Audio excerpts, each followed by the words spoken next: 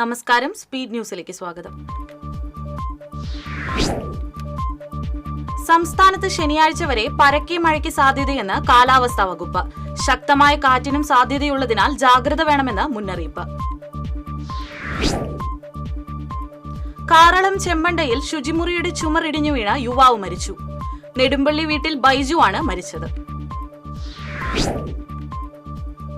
കനത്ത കാറ്റിലും മഴയിലും ചെറുതുരുത്തി മേഖലയിൽ വ്യാപക നാശനഷ്ടം. വള്ളത്തോൾ നഗർ, പാഞ്ഞാൾ, മുള്ളൂർക്കര എന്നീ 3 പഞ്ചായത്തുകളിലാണ് വൈദ്യുതി ലൈനുകളിലേക്ക് മരം കടപുഴകി വീണ് കനത്ത നാശനഷ്ടം. പന്നിത്തടം സെന്ററിൽ വീണ്ടും വാഹനാപകടം. ലോറികൾ കൂട്ടിയിടിച്ച് മറിഞ്ഞ് ഒരാൾക്ക് പരിക്കേറ്റു. ഒരാഴ്ചയ്ക്കുള്ളിൽ 6ാമത്തെ അപകടമാണ് ഒരേ സ്ഥലത്തുണ്ടാകുന്നത്.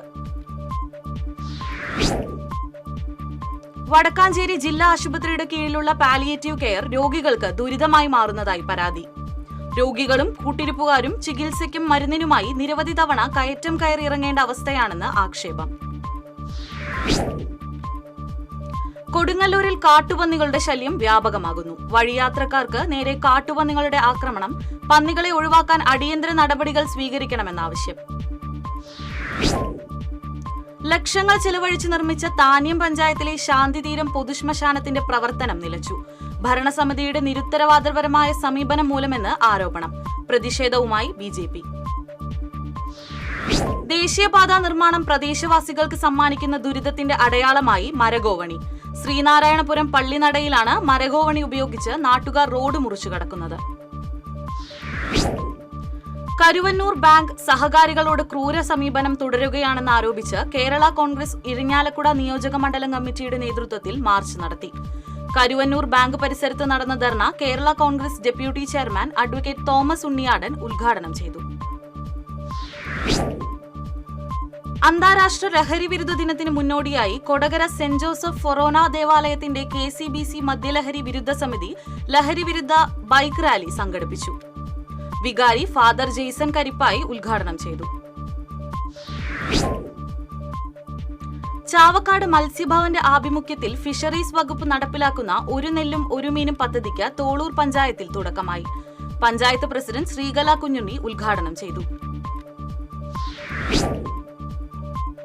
മുല്ലശ്ശേരി പഞ്ചായത്തിലെ എലവത്തൂർ ഗവൺമെന്റ് വെൽഫെയർ LP സ്കൂളിൽ വർണ്ണക്കൂടാരത്തിന് നിർമ്മാണം തുടങ്ങി. ബ്ലോക്ക് പഞ്ചായത്ത് പ്രസിഡന്റ് ലതി വേണുഗോപാൽ നിർമ്മാണ ഉദ്ഘാടനം നിർവഹിച്ചു. ലയൺസ് ക്ലബ് വടക്കാഞ്ചേരി കൊച്ചിൻ വാർഷിക പൊതുയോഗവും സ്ഥാനാരോഹണ ചടങ്ങും അവാർഡ് വിതരണവും നടന്നു. നന്ദകുമാർ കൊട്ടാരത്ത് ഉദ്ഘാടനം ചെയ്തു.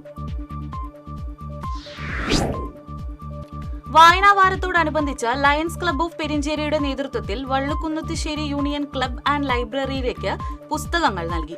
ചേർപ്പ് പഞ്ചായത്ത് പ്രസിഡന്റ് സുജീഷ കള്ളിയത്ത് വായനാവാരം ഉദ്ഘാടനം ചെയ്തു. എരുമപ്പെട്ടി തിരുഹൃദയ ഫൊറോന പള്ളിയിൽ ഈശോയുടെ തിരുഹൃദയ പ്രതിഷ്ഠാ ഊട്ട് തിരുനാൾ വ്യാഴം വെള്ളി ദിവസങ്ങളിൽ ആഘോഷിക്കുമെന്ന് ഭാരവാഹികൾ അറിയിച്ചു. പെരുന്നാൾ ദിനമായ വെള്ളിയാഴ്ച രാവിലെ ആരംഭിക്കുന്ന നേർച്ച ഊട്ട് വൈകിട്ട് 3 മണി വരെ നടക്കും. വിദ്യ എഞ്ചിനീയറിംഗ് കോളേജിന്റെ ഈ വർഷത്തെ ബിരുദദാന ചടങ്ങ് ശനിയാഴ്ച നടക്കും.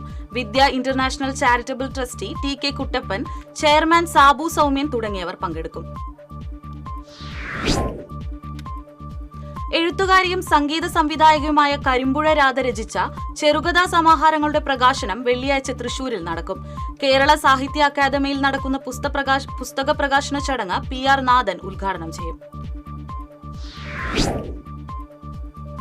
രാമായണ ഫെസ്റ്റിനോടനുബന്ധിച്ച് തൃശൂർ പേരൂരിൽ ആദ്യമായി ഹനുമത് യാഗം സംഘടിപ്പിക്കും. ജൂലൈ 20-ന് തെക്കേമഠം ശ്രീശങ്കര ഹാളിലാണ് സുന്ദരകാന്ഡത്തെ അടിസ്ഥാനമാക്കി ഹനുമത് യാഗം. പുത്തൂർ സെന്റ് തോമസ് ഫൊറാന പള്ളിയിൽ ഇടവക മധ്യസ്ഥനായ വിശുദ്ധ തോമാസ് ശ്ലീഹായുടെ ദുക്രാന തിരുനാളിന് കൊടിയേറി. ഞായറാഴ്ച വിശുദ്ധ തോമാസ് ശ്ലീഹായുടെയും വിശുദ്ധ അന്തോണിസിന്റെയും സംയുക്ത ഊട്ടുതിരുനാൾ ആചരിക്കും. നടപടിക്രമങ്ങൾ പൂർത്തീകരിച്ച പട്ടയങ്ങൾ അടിയന്തരമായി വിതരണം ചെയ്യണമെന്ന് വെൽഫെയർ പാർട്ടി. പട്ടയം ലഭിച്ചില്ലെങ്കിൽ ശക്തമായ സമരപരിപാടികൾക്ക് നേതൃത്വം നൽകുമെന്നും പാർട്ടി നേതാക്കൾ. എളവള്ളി കൊച്ചിൻ ഫ്രോണ്ടിയർ തോട്ടിൽ വീണ് കാണാതായ യുവാവിന്റെ മൃതദേഹം കണ്ടെത്തി. കടവല്ലൂർ റെയിൽവേ ഗേറ്റിന് സമീപം താമസിക്കുന്ന ഞാറേപ്പറമ്പിൽ കൊണ്ടാരം വളപ്പിൽ 48 വയസ്സുള്ള സത്യന്റെ മൃതദേഹമാണ് കണ്ടെത്തിയത്. ഏനമാക്കൽ ക്ഷീര വ്യവസായ സംഘത്തിന്റെ നേതൃത്വത്തിൽ ക്ഷീര കർഷകർക്ക് മഴക്കോട്ടുകൾ വിതരണം ചെയ്തു. മുല്ലശ്ശേരി ബ്ലോക്ക് പഞ്ചായത്ത് വികസന standing committee chairman EV Prabeesh ഉദ്ഘാടനം ചെയ്തു. തൃശൂർ കുന്നംകുളം റൂട്ടിൽ പുഴയ്ക്കലിൽ രൂക്ഷമായ ഗതാഗതക്കുരുക്ക് തുടരുന്നു. ഗതാഗതക്കുരുക്ക് അടിയന്തരമായി പരിഹരിക്കണമെന്നാവശ്യം.